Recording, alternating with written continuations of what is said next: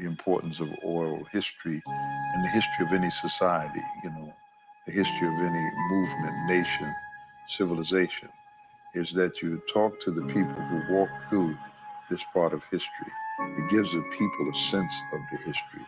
And the sense of history is to look at that history. Its meaning to you as an individual, but how does that history impact on what you're doing right now? In this series, we're going to look at the history of the Nation of Islam, this growing nation that has defied all odds, producing world leaders and icons. This history that's facts. I saw something that I had never seen before. Most of what I'm saying now, not too many people have heard it unless I told it to them personally. No one really knows our roots like we do. 40 Miles represents the mission. It represents the love one must have to embark on this mission. It represents courage, faith, belief, and the willingness to struggle against opposition to walk the uphill road. This problem is to be solved by God, and the solution of the problem has been given to me. What is the truth about the Nation of Islam in North America? We'll unveil it all here. Welcome to 40 Miles.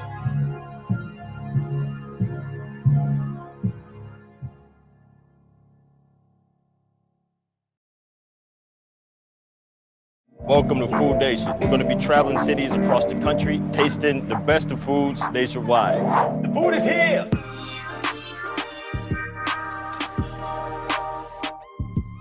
She put flowers in the chicken, son.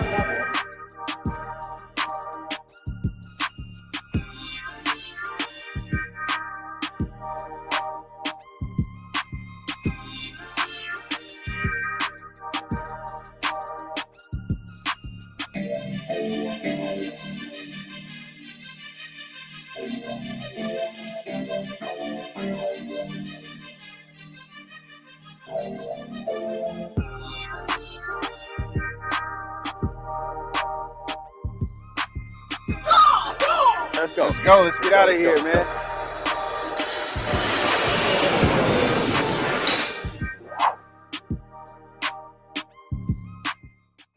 Greetings. My name is Sister Hania, and welcome to How to Eat to Live. On this show, we will be gaining the fundamental knowledge of cooking with the Muslims, as taught to us by the Honorable Elijah Muhammad. Log on right now, www.finalcall.com.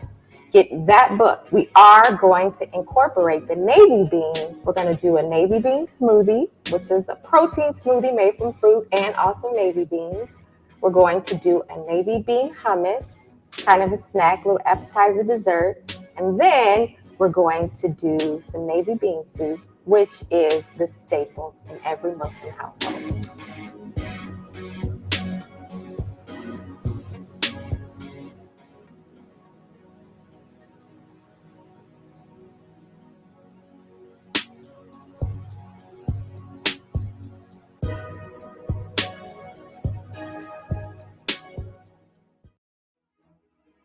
Through NFA, our own platform, the people will be able to meet the minister, see the minister, experience the minister. The teaching is there, and it will resist now because it's the truth. It can't be bent. This is the platform.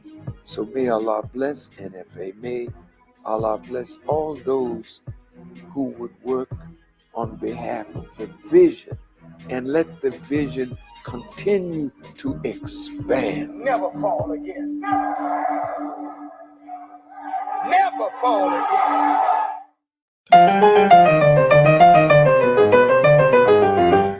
Welcome to the Foodie Spot. My name is Sister Carmela Muhammad, and we are a proud sponsor of Doing the Math with Dr. Wesley. I come to you in preparation for possible hard times. We've been told to store food in our home by the Honorable Mrs. Farrakhan. So you can also come to the Foodie Spot and get your navy bean soup, vegetable medley soup, and lentil bean soup, pressure cooked canned. In addition to that, I have dried navy beans. We also have frozen dinners prepared that you can actually store it in your freezer for those times. Pull them out, warm them up, cook them. We also have our natural antibiotic, which consists of fresh ginger root, turmeric root, garlic, and horseradish.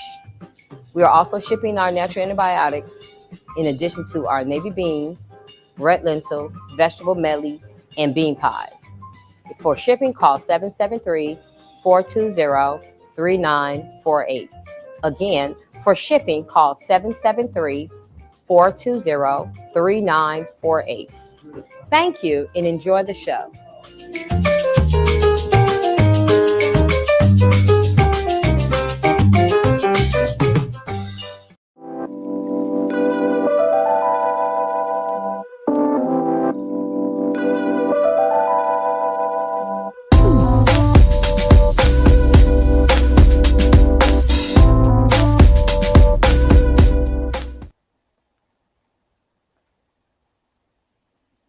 Hey, powerful creators, and welcome to this week's episode of Doing the Math with Dr. Wesley Muhammad.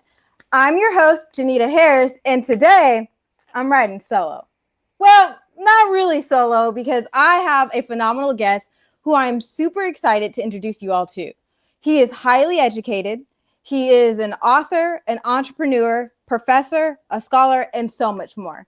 He's actually earned his Bachelor's of Arts, Bachelor's of Science, while triple majoring in business, finance, and business management and economics.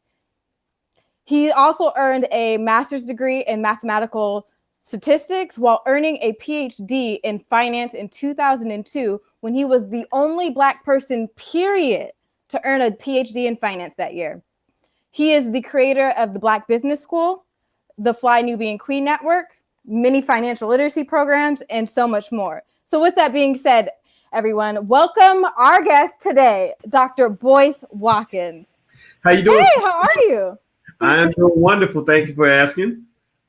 I'm so glad to have you here. And to be honest, I feel like my introduction just really didn't do you justice.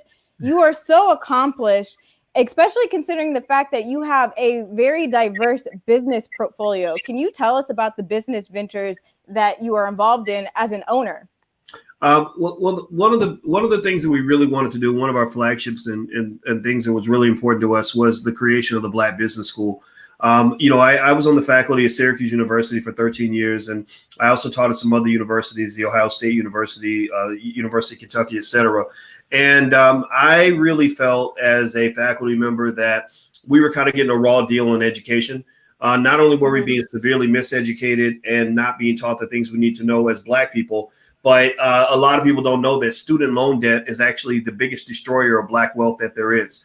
Black wealth is going backward, and a lot of it's because we've allowed other people to tell us what it means to be educated, and they're filling our brains with the wrong information and taking our money in the process. So it's like somebody robbing you and poisoning you at the same time. So we created the Black Business School as a low-cost, high-quality, culturally relevant alternative to traditional education. So we actually educate children on business because we believe kids should go to business school at the age of 5 or 6 or 7. We also fill in the void in terms of what it means to be Black and what it means to build wealth as a Black person, and also sort of getting away from the traps that have really constrained us economically as a people. Yeah, and you're also building like a Black Hollywood right now, correct? Yeah, we do have Boyce Watkins Films, and we created that because we were tired of people distorting our great image in media. We know that other people run media, and I applaud them for building their own power base. But this power base has been used in ways that are abusive, exploitative, that are misrepresentative of who we are. That create, really slave-like scenarios that are really humiliating for our people. For example, you got guys that like Nick Cannon, out here apologizing when he didn't do anything wrong, and I just said, Black men are too great and we're too special, we're too strong to be running around on our knees apologizing. And Black women are too extraordinary and too amazing and too beautiful to be treated as second-class citizens. So the best way to respond to that is to build your own. If you can't build your own, then maybe you're not ready for freedom. Freedom is for grown folks. So we just started building our own, and we put out some great films, The Black Love Blueprint, Resurrecting Black Wall Street, and some other films that have been seen by millions of people. And it's working. Like we're getting it done, and we're making it happen. So we're really excited about that. Man, you're so phenomenal. Like when I think of ownership, you're someone that comes to mind. And, you know, today's conversation actually is really specific. Our topic today is on economic ownership and enslavement, with an emphasis on the benefit of independence. And I think that's a really important conversation for the Black community. And I'm really excited to hear your insights in it, because you are someone that embodies this naturally and also brings others along with that, so that more Black people can have Black ownership and have our own economic ownership. I also think there's a specific current event right now that really provides a framework for this discussion that many of us in the Black community have been discussing about. But I also want to be very clear that it's not as important about the individual as it is about the underlying principles of what it is to have true economic ownership versus enslavement. And I think there are some undertones with this current event, but I just want to make sure that I really lay that out, because truth of the matter is I am definitely talking about Nick Cannon, but the situation that he has found himself in historically and presently, many Black individuals have been entangled in a situation quite like that. Maybe not to the degree of what we are seeing Nick Cannon, but it has happened, and it's probably going to happen again if we're not able to change our mindsets on building wealth, right? And so we know that Nick Cannon has been famous and highly successful in the Black community and larger society as a whole for decades. We've known him from Nickelodeon to Drumline to Wild and Out to The Masked Singer. And in fact, when we think of Wild and Out, we exclusively associate that brand with Nick Cannon and Nick Cannon. No one else other than Nick Cannon. However, recently, Nick Cannon has been under fire for a year-old interview that he did with Professor Griff from Public Enemy. Now, he got so much backlash from that particular interview that what we're seeing now is that there were some real repercussions for Nick, also resulting in financial losses for him, which really brings up a whole conversation of what is actual economic ownership, right? I think so it resulted in him losing his own show Wild and Out, which was really crazy, because I mean, this is an individual who for decades has been building, and for decades we've seen the fruit of his efforts. But within a matter of 7 days, practically overnight, he lost all of that, which implies that maybe perhaps he didn't have ownership, or that there was some type of confusion of ownership, which I think there are some really strong undertones of a dynamic of slave and slave master at play that are really a teachable moment for all Black individuals. So I definitely think we could use this as a teachable moment for us, you know. And so I also think that when I watched the interview between Nick and Rabbi Cooper, it seemed a little contrived. I don't really know, but I definitely think under that, what I understood from that is perhaps he may not be an owner like we perceived him to be, in the respect that maybe he was beholden to another third party who had the legal authority to say, you have to do X, Y, and Z in order to keep whatever assets we will allow you to have. And I think that's really important for us to kind of tease out, because it's very layered. You know, I think in the Black community, we tend to think that if you have a lot of money, that you are a boss. But also, too, in recent posts, on recent social media posts by Nick that has since been deleted, he was demanding from Viacom his intellectual property, right? So that implies that he didn't own his intellectual property. So what I learned from that situation also is, regardless of our emotional attachment to our efforts and our property, if we actually do not own it in terms of our names are on the legal paperwork, we have no legal stake in that. And really the true owner of Wallowing Out is Viacom. And so I would love to get your perspective just as an owner, but also your thoughts on it, on what does this mean for Black individuals when we think about Black exploitation, but specifically thinking more so of true economic ownership versus enslavement? Well, you know, we like to use this term that we're not mature enough to really use on a regular basis. And the term that we love to use is a term called Black Power. And the reason that this is a term that we're not mature enough to use yet is because a lot of people that use that term Black Power, they use it, you know, like it's some sort of cool decoration, some sort of really awesome thing to say.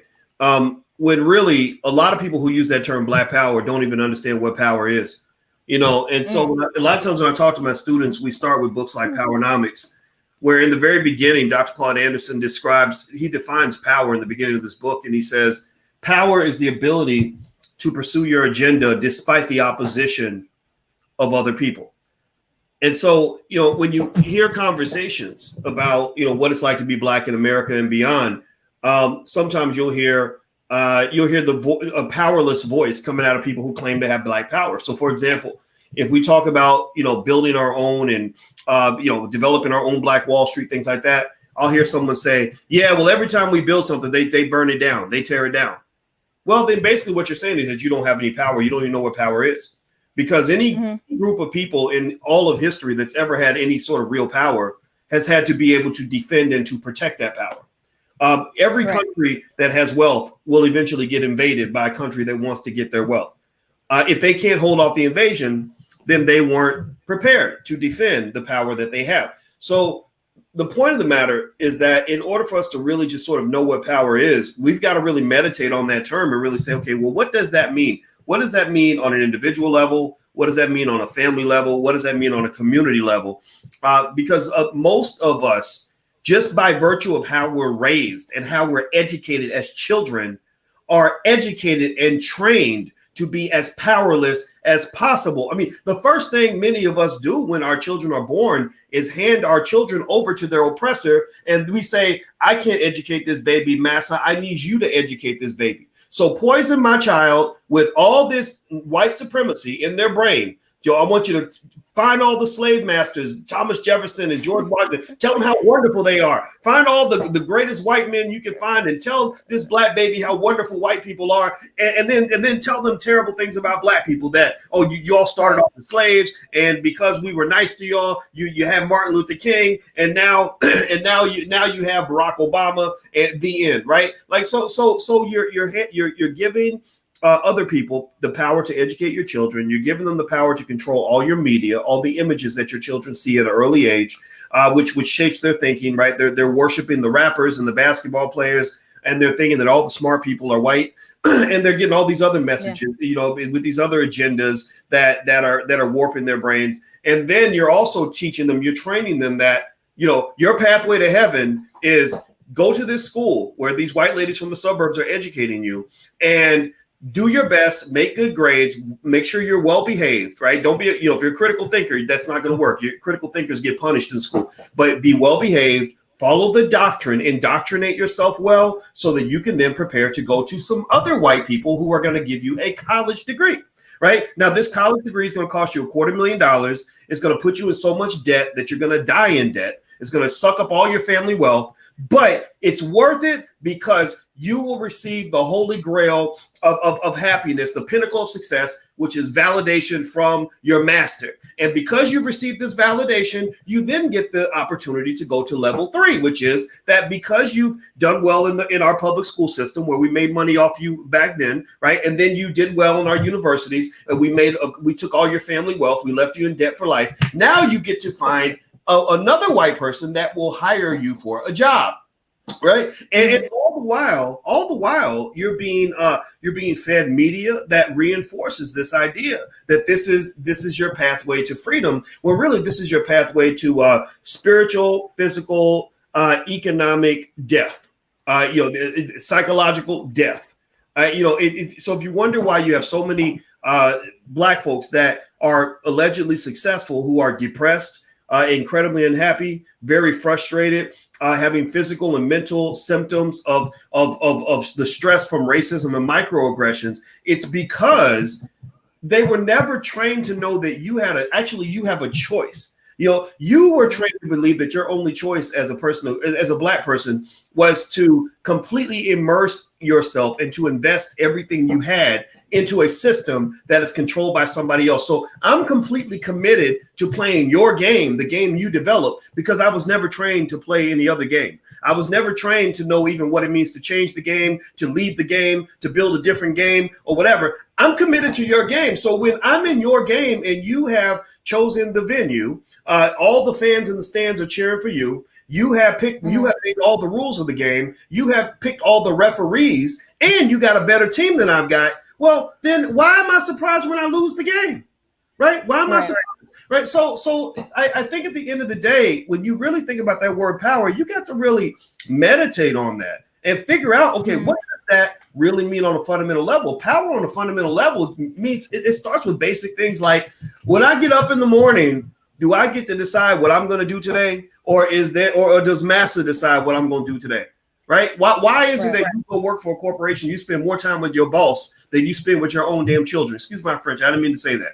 But seriously, why are you spending more time with your boss than you spending with your own kids? That doesn't even make any sense. Are you happy with that? Is that what you want to do? The answer is usually no. So you can really extrapolate that. And then that's where you get the Nick Cannon like scenarios. Nick Cannon followed a trajectory. He followed a path to what he thought was liberation, when really it's a gotcha moment. It's checkmate. Right? Like, we've got you and there's nothing you can do about it. And we're going to make you get out in public, get on your knees, apologize like a little boy. And you're going to do it because you have no exit strategy. You have no other options. And it's beautiful for white supremacy, because when you take the man that's seen as the strongest, when you're taking the alpha and you're breaking the alpha male down to make him into a little boy, and you're doing this in front of everybody, then you're sending a message to the entire community about who really controls this thing. So the reason that Dr. Wesley Muhammad will never end up in the position of a Nick Cannon is because Dr. Wesley Muhammad is smart enough to say, you're not going to defeat me in this game because I'm not even going to show up to the game in the first place. I'm not even playing that game because I'm not going to end up where Nick Cannon is. So we always have a choice to have power or to not have power. But unfortunately, many of us don't figure these things out until it's too late. Yeah. You bringing up Dr. Wesley makes me think of my first interviews with him. And I don't know, he said a lot of stuff, but I remember one time he said something about not being impressed with white people when they do X, Y, and Z. And I was like, oh, we're on camera. Like, I was nervous because, I've never had experienced Black individuals saying something like that. And then there are like no repercussions on why that's problematic. And I was just like, he really just, and then he's just backing it up with, with research and things like that. But I do think that what happens with Nick Cannon is that I understand the fear that he feels, because I think it's not a Nick Cannon situation. It's a collective Black experience where when we challenge racism and we say these are the facts, and if we're not really educated and we're not aligned or partnered with individuals such as yourself or like a Dr. Wesley or the Nation of Islam who are really rooted in strength, you get that internal feeling where, oh my gosh, I just committed social suicide or career suicide, or in his case, economic and financial ruins, where now your intellectual property is no longer your intellectual property, which begs the question, was it ever your intellectual property? I think many of us fall victim to that we think we are bosses when really we're the CEO of our own company and we could be fired like tomorrow. And that's a reality. Yeah. Well, the thing about it is, when you're talking about freedom in general, your economic situation plays a huge part of your path to freedom. That's kind of the one big thing that if we figure that out as a community, we're going to start winning games instead of losing games. And so, for example, if you're thinking about a Nick Cannon, one of the things that you can sort of say about this is, you have to kind of make a choice sometimes, right? Like if I don't want to be addicted to the drug that's being pushed by the pusher, I can just say no to the drug from the beginning. You know, like that's what guys like myself and Dr. Wesley might do. You know, some other individuals that I respect, we just say no. You know, if you called up Brother Nuri Muhammad, I'm sure, and said, we'd like to give you an opportunity to be a host on Wildin' Out or The Masked Singer, right? Where you're going to dress up in a costume and sing and dance all day. I imagine Brother Nuri would say, thank you, but no, thank you. I appreciate the offer, but I'm not interested. Right. And that's a big part of never being, you know, getting addicted to something, is to just know what to walk away from, to be able to play chess, not checkers. A lot of us are not trained to do that. We're trained to go where the dollar bills are, right? Where the money is, right? And so the thing is, I think just understanding that not all money is good money is a good first step to your freedom. And then once you learn that not all money is good money, then you have to say, well, what am I doing with my money? Another way that many people are enslaved is they get trapped in these situations where you're working for your open enemy. You're dependent upon your open enemy to feed you, to clothe you, and to give you a place to live. And then on top of that, you have put yourself in a situation where you're living paycheck to paycheck with one stream of income. Well, if there's ever a pathway to slavery, that's probably the greatest one that there is. You know, I don't know if I would want to depend on my worst enemy to keep me fed every day and to keep me in a house every day and not expect to be disrespected at every turn. Right. So things like financial security, like just basic things like saving your money, learning how to start a business, investing in the stock market, at least at a level where you're not wasting more than you're investing. Right. I'm not asking people to go put all their money in the stock market, but why would you spend more money at McDonald's and Popeye's Chicken and on Air Jordans than you put into your own economic security? You see, these things are very important because your financial situation 9 times out of 10 will play a huge part in your ability to either say, I apologize, or you can kiss my black butt. You know, I'm going to keep going, and where the chips may fall is where they fall. I can give you an example. When I was at Syracuse University, I ran into a controversy. I got into a fight with Bill O'Reilly, and it was all over CNN. Oh, really?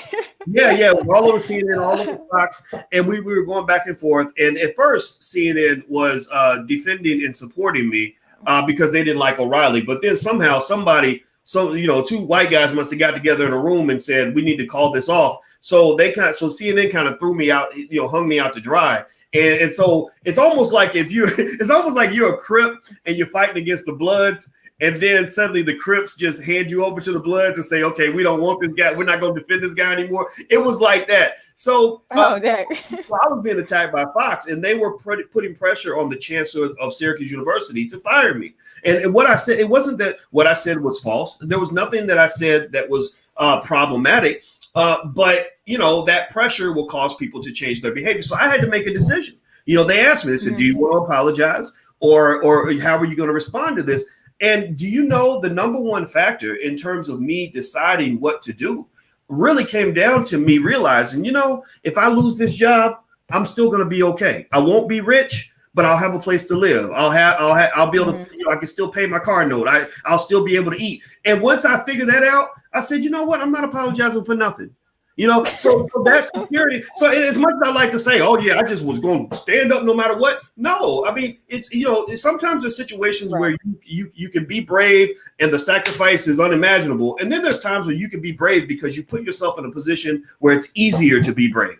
So ultimately, Black people, in order for us to get in a position where we're not apologizing for things we did not do, you've got to understand what power is and put yourself in a secure situation. Because remember, they're at war with you, not when you're born. They're at war with you before you're born. That's why they put the abortion clinics in your mama's neighborhood, hoping that she would somehow think that you're better off dead than alive because maybe she doesn't have enough money in the bank. Like my mama. My mama was 17 years old, had no money, had no support. Daddy wasn't around, none of that. So she was a perfect candidate for an abortion. Like why even let a Boyce Watkins even live when you could just kill him and he'll be better off that way? And somehow somebody came up with that ridiculous logic, and it drives me crazy. So they're at war with you from the very beginning.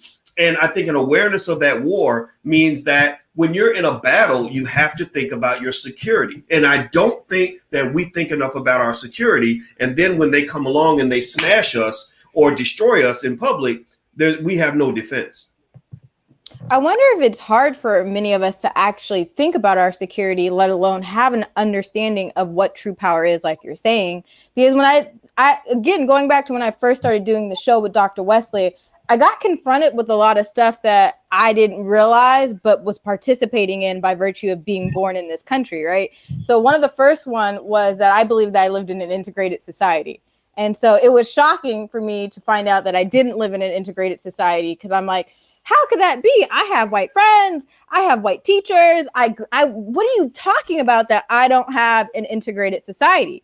And so I bring that up to say that it's hard for, I think, many of us to begin to understand power when we're not even really clear of the reality of the world that we're living in, especially when there's an illusion created. So if I'm in class and Johnny's sitting next to me and he's a white boy and we have or he's a white girl, whatever, and we have this great friendship, that forms a lot of my perception that we, especially in this age, we're equal. So I also will hear like a lot of millennials will say racism's still going on. It's 2020, right? So it kind of goes again that it's hard for us to understand power if we don't even truly understand that we're living in a world that, like you said, from the very beginning of our conception is planning our demise. It's just like we can't fathom that. Well, you know what's interesting. That's great you bring that point up, Janita, because I'm going to tell you this. I upset some people when I just let them know, look, I've got white friends in my neighborhood and I don't have any issue with them at all. I don't have any fear of them. I don't dislike them. On a one-on-one basis, I think human beings are human beings, and good people are just good people, and I think there are good people everywhere. I think that what we have to really process is really what's going on in this thing. What we refer to as racism is really, in many cases, a type of systematic favoritism that is going to occur in almost any environment. And let me give you an example. If I go to work and I'm working for white people, I'm working around white people in a company that was built by white people in a white neighborhood, and white folks are kind of running the whole show, then why would I not expect white people to take care of other white people? Why would I not expect a man to take better care of his own family than he takes care of me? Right? I don't know. I can't imagine a scenario where anybody on earth can go into a community where, they're sticking out like a sore thumb and expect that homogeneous community is not going to have some connection or uniformity around their homogeneity. If I move to China tomorrow, I already know that Chinese people are going to defer to other Chinese people before they defer to me, right? If I want favoritism now, if I want favoritism, I go to Ghana. Well, when I was in Ghana, the Asians and the whites were, they were treated in a subordinate fashion. I got favoritism when I was in Ghana, right? So what Black people kind of forgot and lost, I think, is that there's a natural bias that all human beings have. And we look at that as, oh, you're evil, that's racist, because, that white guy didn't treat me the same way he would treat his brother or treat another white guy. I don't believe the world works that way, because if I'm standing next to somebody from, Bangladesh, and I got my brother on this side, who do you think I'm going to feed first?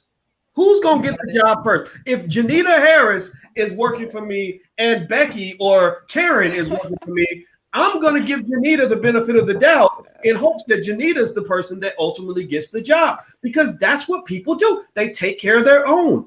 I don't think that's a crime. I really don't. But there's something about this false illusion of integration that has led us to really think that I can be in your space, in your systems, and in your community and have nothing of my own, and somehow I'm going to get equality. And I'm going to be treated as if I'm a member of the family. If another man is living in my house, he's not going to get the master bedroom.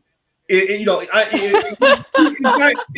not going to be able to stay here for very long. I'm going to look at him eventually. I'm going to look at him eventually and say, if he ain't you got somewhere to go? Ain't you got a family? Like me and my family are back to dinner. Like, why are you sitting at the table thinking I'm going to feed you the way I feed my own kids? No, my kids get preference because this is my house. So I think black men, conscious black men and conscious black women, I think we understand, we're learning that if you really want to be a king or a queen, you got to learn how to build a castle. You're not, I don't believe any human being is ever going to let you move into their castle and make yourself the king. That just is a complete defiance of human nature. I'm not going to do it. You're not going to come into the Black Business School as a white guy and say, I want to be the CEO of the Black Business School. That ain't happening. No disrespect. Love you. But you got white schools out there. Go work, go hang around them. You're not going to get to run this show because this is our show. Right. Do you think the feminist movement plays a big role in keeping Black people enslaved as opposed to getting us to be economic ownership? And by that, what I mean is sometimes I struggle with trying to figure out if I am a feminist or not, because I get confused. And by this, why I get confused is because a lot of the times when in feminist circles, it's about equality, but it's like, I don't get paid as much as white women. So what man am I like really, what man am I fighting with? And when we look at this system, if I was a single mother and I had a low income job, I'm going to get a lot of more benefits. Now, if I am in a relationship and I'm married and, my partner, he doesn't have really good benefits and he doesn't have that much money, it didn't really serve me to have a child with him, because I probably will get more assistance from the government without him, because he doesn't make enough, right? In this model, he wouldn't make enough to where it would make sense for me not to. But sometimes I wonder if the feminist movement confuses particularly Black women. And I don't know, I'm still like forming my thoughts on this, but it makes us think that we are competing against men, where most of our households are women dominated and women are already bringing in money, and that really we're not competing against the Black man because he's most likely to be incarcerated or not in the home. But it stops us from, really addressing the issues of economic stability. So now I'm enslaved because I think as a Black woman, I need to have equality as men, when I don't even get paid as the white woman or an Asian woman or even a Latina woman sometimes.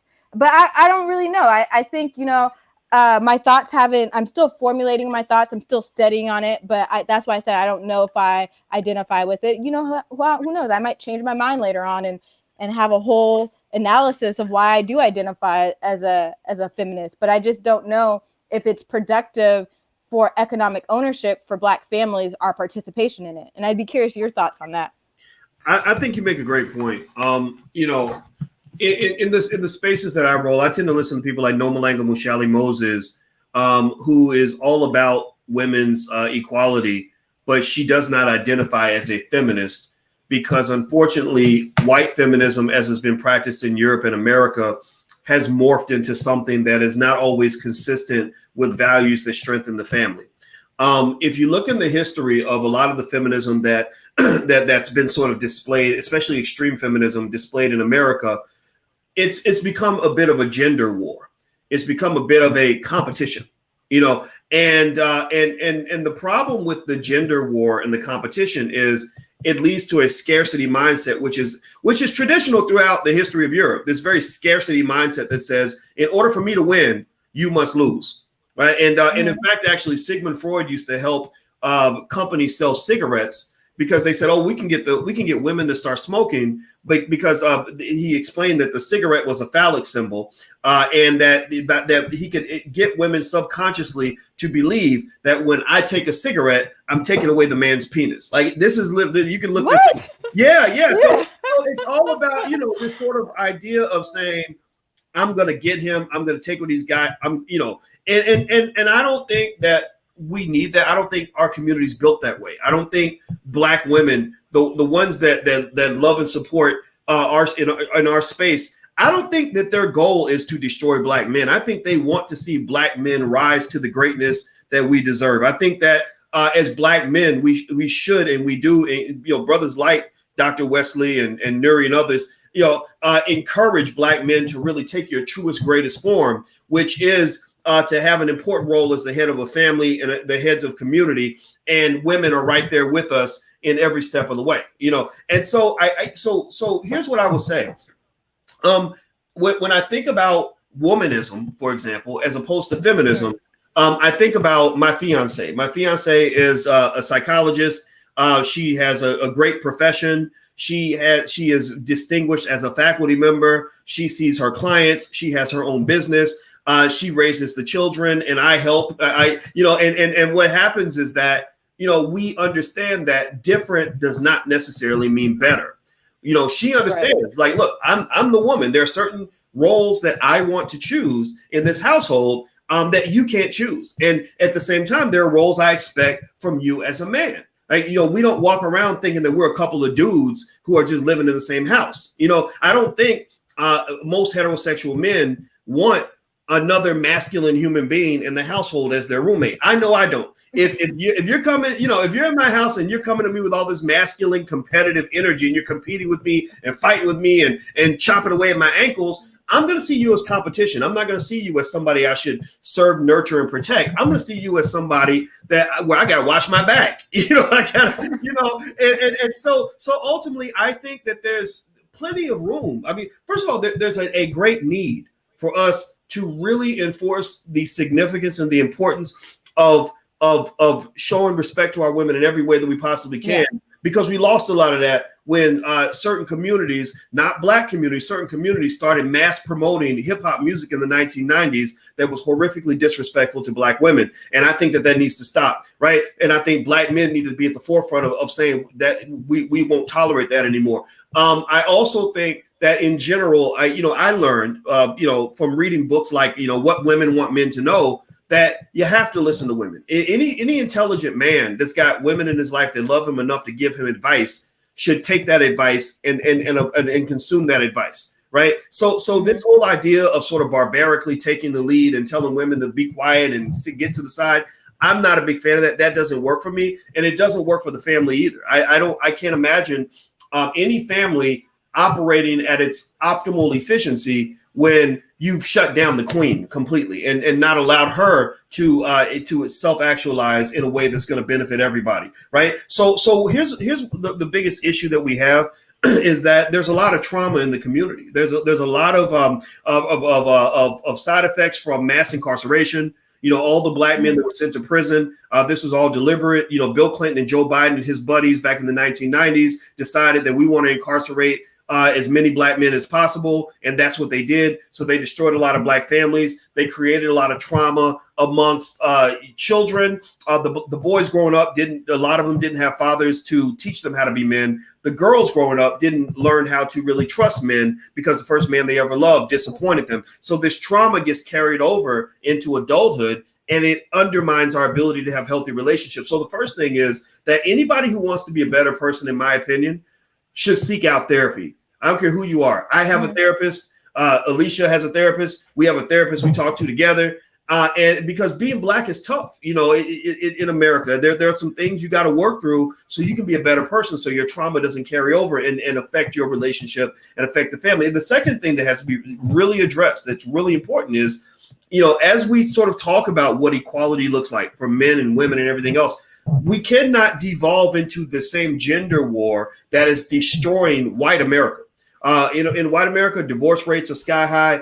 The Me Too movement is causing all kinds of chaos, where good people are being accused of horrible crimes that they didn't even commit. I mean, it's kind of a mess, and it's destroying the fabric of society. I think that Black people can take a different path. I really think that, for example, I think that we can all agree that, look, if she and I have a family together, I'm important, yes. She's important, yes. But the family is more important than both of us. That is a basic premise that I think is missed in a lot of the feminism that I see. A lot of the feminism I see, unfortunately, seems to convert into not just gender wars, but a lot of selfishness. Me, my body, my feelings. This is what I want.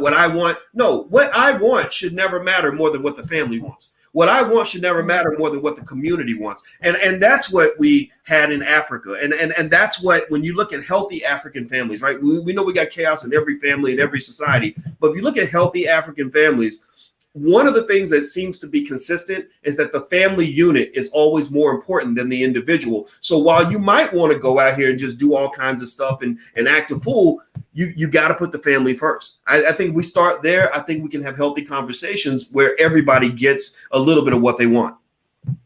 So if we were focusing more on putting the family first, then we could also grow in terms of economics as well. Absolutely. Well, you see, family is the key to wealth. If you look at most countries around the world where massive amounts of wealth is built, the family is your first institution. That's your first corporation. And so if you manage that first business incorrectly, or in a flawed way, you're going to lose massive amounts of wealth. The lowest net worth in America is the net worth of the single Black mother. The median net worth of a single Black mother in America is $5. I think for white women, it's like $42,000. For a single Black mother, it's $5. Wait, $5,000 to $5? You said? Yeah, $5. Like not enough to buy a McDonald's value meal. Yes, $5. The other group that struggles economically is the Black male, especially when he's dealing with child support and he's got, baby's mamas sort of spread out everywhere and hasn't been responsible with his seed. Well, he's going to suffer financially too. A lot of guys have to live in the shadows because they can't pay the child support on all the children they made, right? Because nobody really taught them or impressed upon them the importance of a man understanding the value of his seed, and that you can't go spreading your seed everywhere because you're going to disrupt your life forever, right? It's going to be very difficult to kind of just sort of rein it back in and build when you've got all these challenges sort of spread out all over the country. And so one of the things that the other statistic I'll throw at you is this. The average divorced couple, when your marriage does not work out and you don't invest in maintaining your marriage, that the average divorcee's wealth level drops by 70%. It drops by 70% for both the man and the woman because the lawyers eat up all the money. So there are people that literally profit. There's a documentary by Dr. Drew called Divorce Corp, CRP. And in Divorce Corp, Dr. Drew breaks down how they make $10 billion a year just from broken families. So when you have a broken family, when you have a broken family, or you get caught up in baby mama, baby daddy itis, and also when you don't plan your estate, that's another area where people make like billions of dollars are made from this. When you don't plan your estate, you don't think about wills and trusts and what's going to happen when you die. Literally, you're helping to transfer billions of dollars to white supremacy. So a great investment that everybody should make, in my opinion, is the investment in family and the investment in healthy relationships. That's one of the, actually, I don't get to say this much, but one of the things I love the most about the Nation of Islam and the individuals I interact with on a regular basis from the nation, like Vicky Dillard and others, is that there's a protocol for managing relationships. There's a protocol for dealing with, disputes you have with your brother, with your sister. And I like that a lot, because what people don't understand is that economic theory actually says that when you're at war with other people, that your ability to build is almost impossible. Go back to look at old footage of World War II and go look at a country that was in the middle of World War II. All the buildings are burned down. The businesses are destroyed.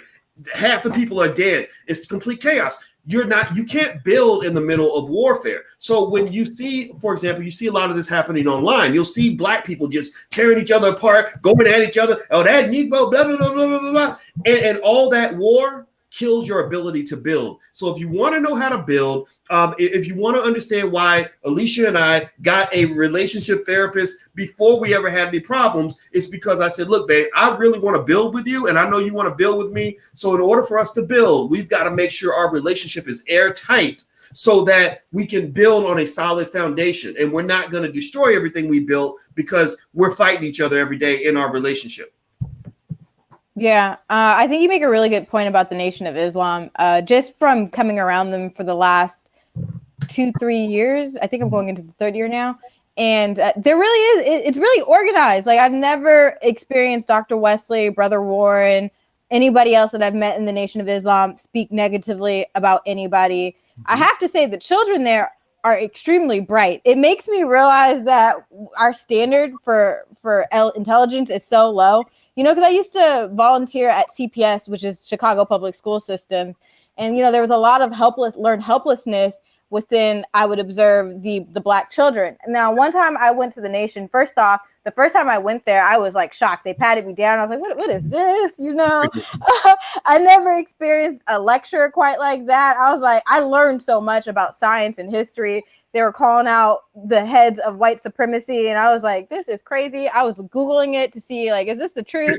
It was the truth. I was like, whoa, I've never been to, you know, they don't call it a sermon, but I've never been to a service that where you actually learn history or science or anything like that. But they do definitely have a protocol, and they are extremely independent. And the children, the last time I went there, it was I forgot why I was there. But I went to the bottom of where you can go into the extended part of the service. It's like the gym or something. I can't really remember. But anyway, there were classrooms there for Muhammad University. And I was reading things from second graders. And these second graders were so intelligent. I mean, I didn't get to be around them personally, but I was just reading these second graders when I realized, like, wow, if this was the standard for Black individuals, they're already learning who they are. So they were saying, like, the question posed to in each, you know how when you go to sometimes the schools, it shows the children's work. So they had to explain someone they looked up to. And so the children had very different people. A lot of them had Minister Louis Farrakhan, but mostly every person that they mentioned was a Black individual. Mm-hmm. But it was very articulate because they explained we're talking about second graders. They explained why they looked up to the individuals that they did. So one person wrote, oh, I love Minister Louis Farrakhan because he sacrifices for his people. And I'm like, what second grader uses the word sacrifice, right? And like actually understands the context of which they're using it. And from there, I just started to realize, like, I do understand why the Nation of Islam is so independent and why they're able to do their own. And you know, from there, I realized I need to stop saying that, like, I'm impressed by these things, because this should just be a standard. Like, for these children, a second grader saying sacrifice and writing it correct is not that impressive, because that's just the norm. You know, it was impressive to me because I wasn't used to encountering too many of that coming from CPS. Well, you know what's funny is, you know, I spoke at the Muhammad University of Islam a couple of times, and I remember I came home and I told Alicia, I said, I was talking to 9th and 10th graders, and they were asking me questions that graduate students normally ask me. You know, I mean, yeah, it's and the thing is that there are many pockets of Black excellence that exist around the country, like Freedom Home Academy International is another school that, you know, Alicia actually created, when we created a foundation, you know, we were trying to figure out, okay, what do we want? What are we passionate about? I'm not passionate about sending more Black kids to big white universities so they can be miseducated. It becomes, because you got to reverse all the addiction to white supremacy years later. I have to spend years convincing them that everything they've learned is pretty much incorrect. And so what we decided to do was we wanted to create the foundation to fund independent Black owned schools that really should be getting far more funding, far more community support, because this idea that it's just sort of this unsolvable puzzle on how to educate a Black child, that's a myth that was created by racists. That was a myth that they hold on to as an excuse to make money from having your child in the public school and then not delivering what they promised that they were going to deliver, right? Because they make money from those little Black bodies being in those schools. That's why they want the kids there. But, you know, you have to understand, look, I mean, sure, this is racism and everything else, but really, you know, if you're allowing people to opportunistically exploit you in that way, you know, I mean, do you blame them if they keep doing what they're doing? No, it's up to you to decide, you know what, my child's not going to be in that sheep, you know, in that slaughterhouse anymore. I'm not putting my children through that stuff. I'm going to make sure they get the education they need, because there are schools out there that are doing it. When I went to Freedom Home Academy, there were 7-year-olds that were doing things that most high school seniors in Chicago public schools cannot do. They knew more Black history by the age of 8 than 99% of the Chicago public school system kids know in their entire life. Right. And that's because there was a deliberate effort to make sure they were properly educated. A lot of our problems could be solved as a community if we simply just did a takeover of the educational process and just said, look, you're not going to molest our kids anymore. You're not going to molest their brains. We're not going to hand them over to you anymore because we're going to stop contributing to white supremacy. The biggest white supremacists in America sometimes are Black. Yeah. We're running out of time and I have so many more questions, but I'll make it short because I know you've got to go. You're a busy man. So I definitely appreciate your time and energy today. So earlier you talked about Joe Biden. Election season's coming up. You voting? No, I'm not voting for anybody. You got to earn my vote. My vote is not cheap. I'm not giving it to you just because, you're the lesser of two evils. Even the lesser of two evils is still evil. And if you can't impress me enough to get my vote, you're just not going to get it. So no, I'm not voting for anybody. I'm not telling anybody what to do, but I am not going to ever let anybody take away my freedom to make a decision that works best for me. From an economic point of view, can voting increase more Black ownership, do you think? Under the right conditions, I think that it could. If either party or any other party makes a conscientious effort to significantly increase Black ownership, at that point, I would consider giving them, my vote. The problem is that typically when they offer their support, it comes with these strings attached that are just intolerable. Even if you look at things like the Black Lives Matter movement, anybody who's smart enough to do the research on Black Lives Matter knows that they only use the term Black Lives Matter because you're going to feel shamed into supporting them, because how can you disagree with a statement like that Black Lives Matter? We know Black Lives Matter, right? But it's a trick. It's like, okay, yeah, oh, you agree Black Lives Matter? Oh, but then, here's a bunch of other things that we packaged into the deal that you didn't sign up for, right? So if I'm giving you poison Kool-Aid, it's never going to taste like poison. It's going to taste sweet and delicious. I'm going to figure out your favorite drink. I'm going to put the poison in it, and then I'm going to offer you a drink. So a lot of times it's very, there's not enough trust to feel comfortable even drinking the Kool-Aid, because 9 times out of 10, they are putting poison in the Kool-Aid. So, I think, if Biden or Trump or whoever else they bring along, came forth with a plan that allowed for Black wealth creation with no strings attached, meaning schools that we could run in our communities with our teachers, wealth that would support our businesses without having to follow anybody else's agenda, I would certainly support that. The problem is that they've just never done it before. So honestly, I just don't trust them that much. Right. How can we turn things around then?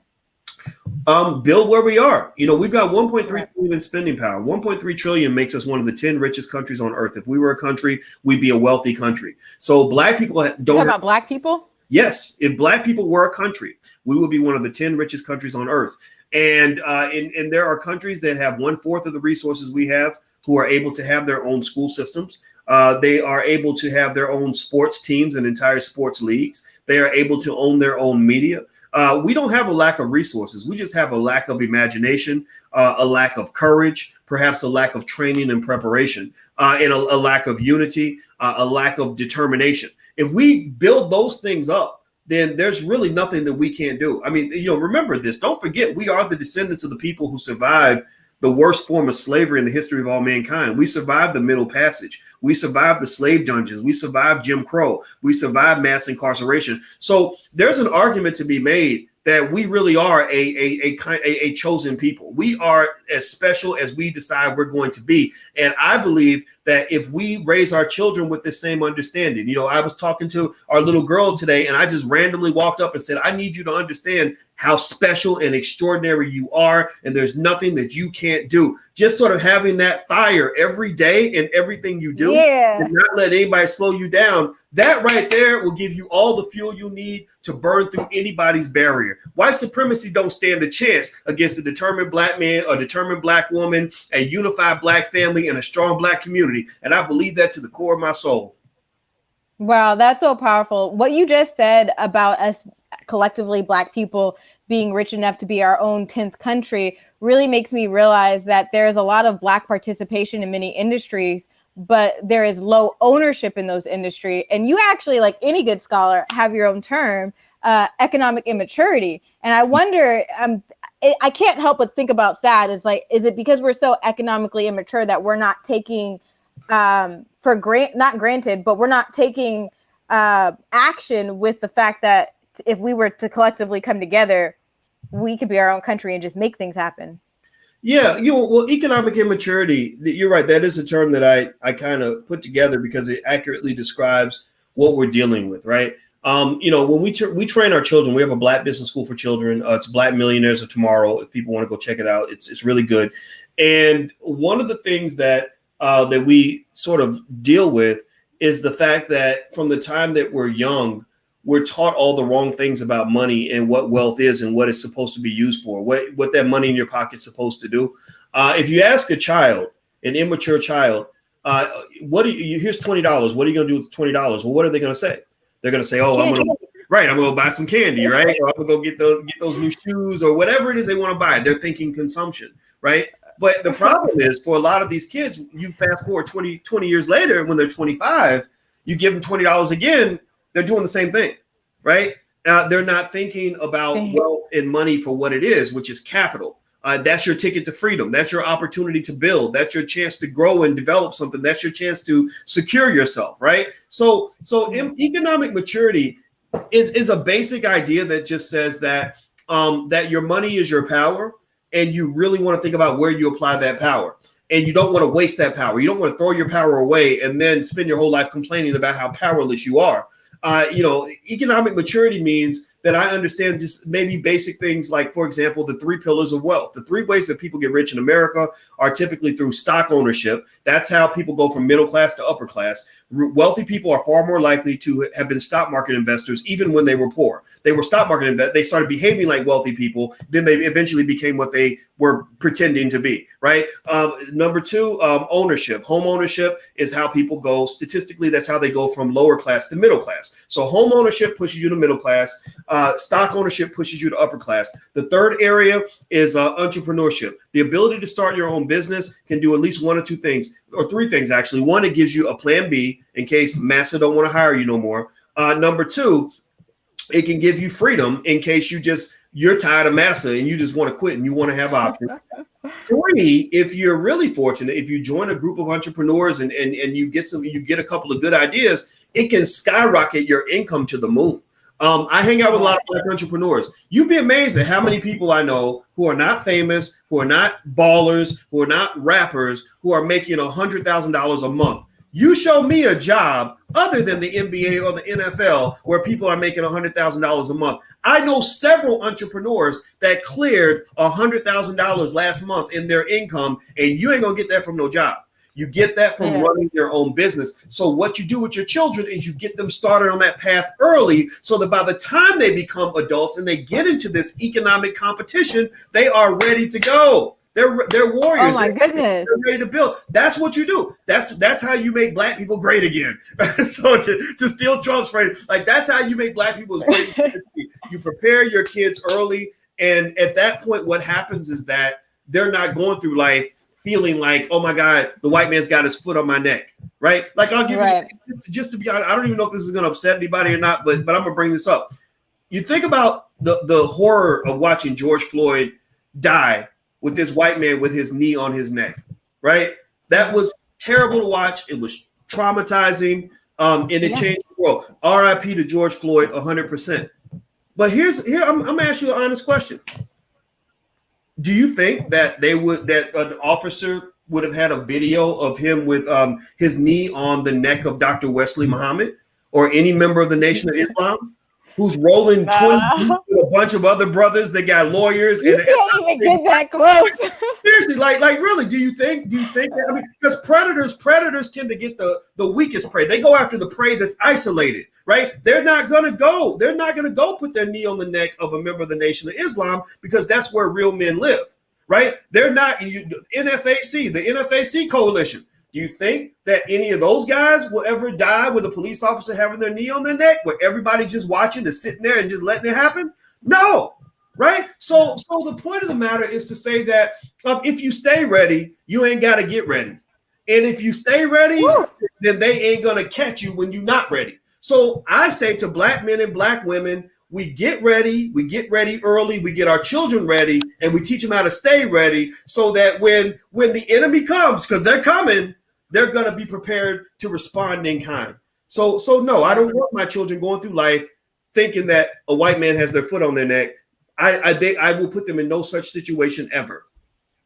Oh my gosh, this conversation is giving me life. It is so invigorating. I hope all of our audience are sharing this. This is like, I'm pumped. And I'm like, oh, I got to let him go though. So I just want to ask one last thing before you go, because right now you said a lot of real stuff.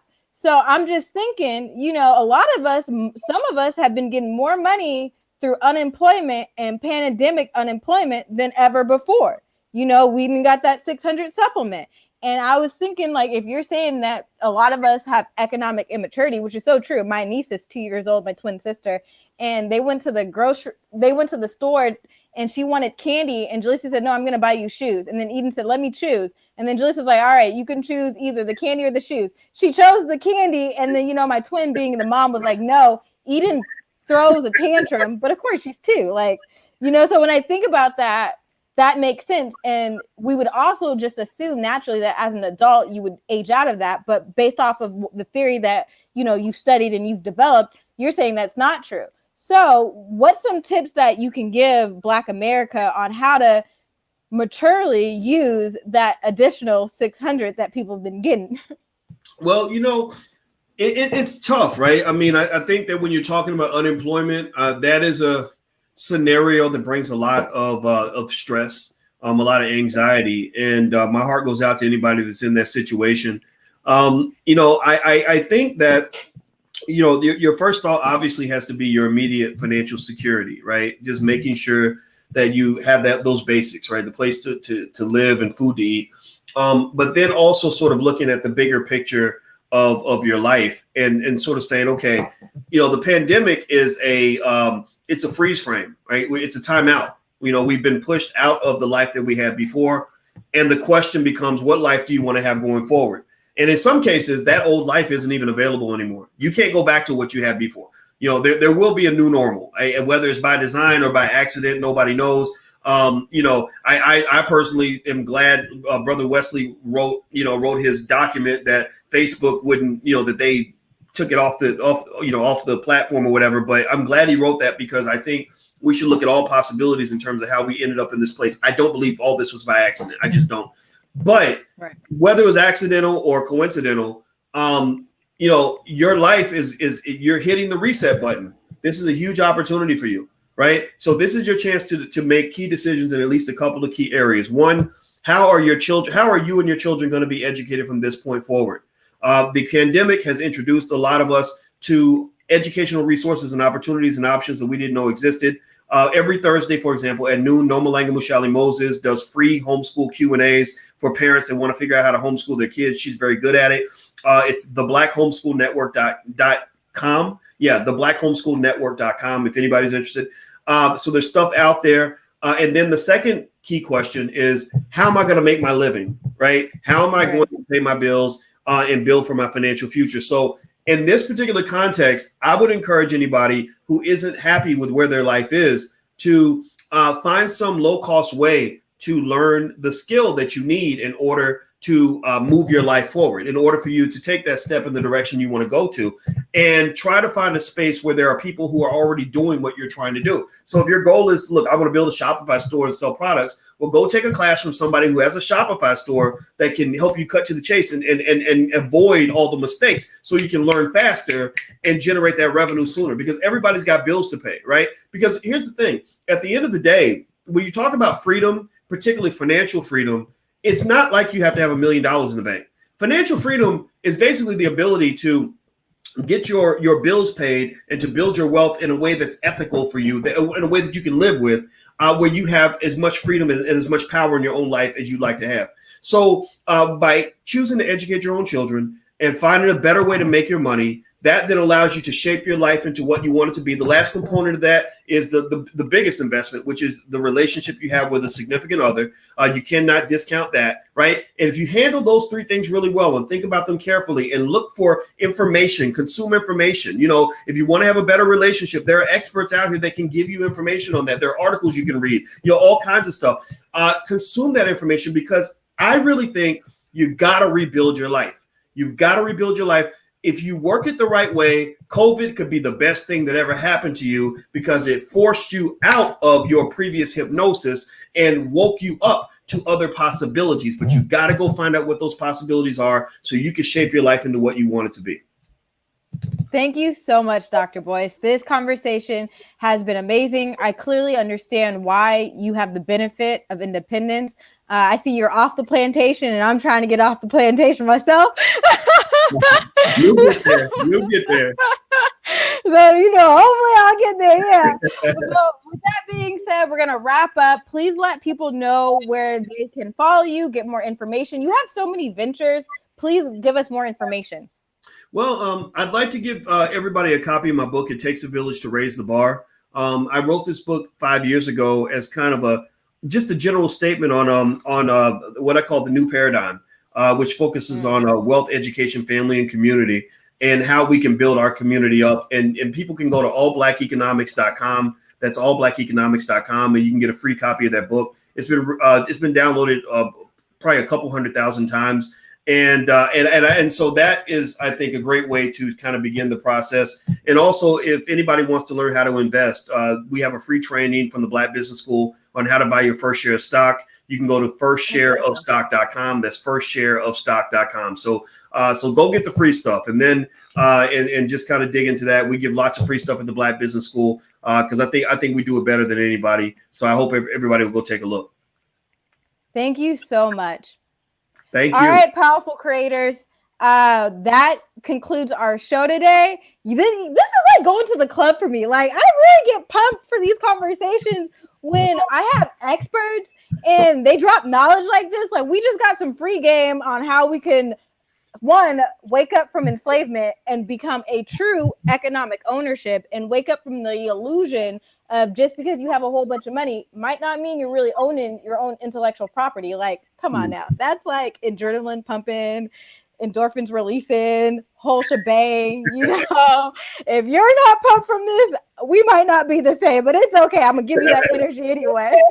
But I'm very grateful for the opportunity to speak with you, Dr. Boyce. Thank you so much for just being a part of this conversation. And then really for the work that you do for the empowerment of Black people, and really dedicating your work and your platforms for building with Black people. And today you gave us all a different amount of resources that we can plug into. So, well, thank you very much. I'm honored to be here, and I know Brother Wesley isn't here, but please give him my respect. I just love that guy so much and have so much respect for him. And I think working together, I think that we all working together can't be beat. So, and I applaud you, sister. I don't know how old you are, but you don't look as old as me. And I applaud you for learning and consuming information at the age that you are. It's going to make you a wise and wonderful leader in the community. God bless you. Thank you. Thank you. All right, powerful creators. We'll be back next week for another special show. Bye. Bye-bye.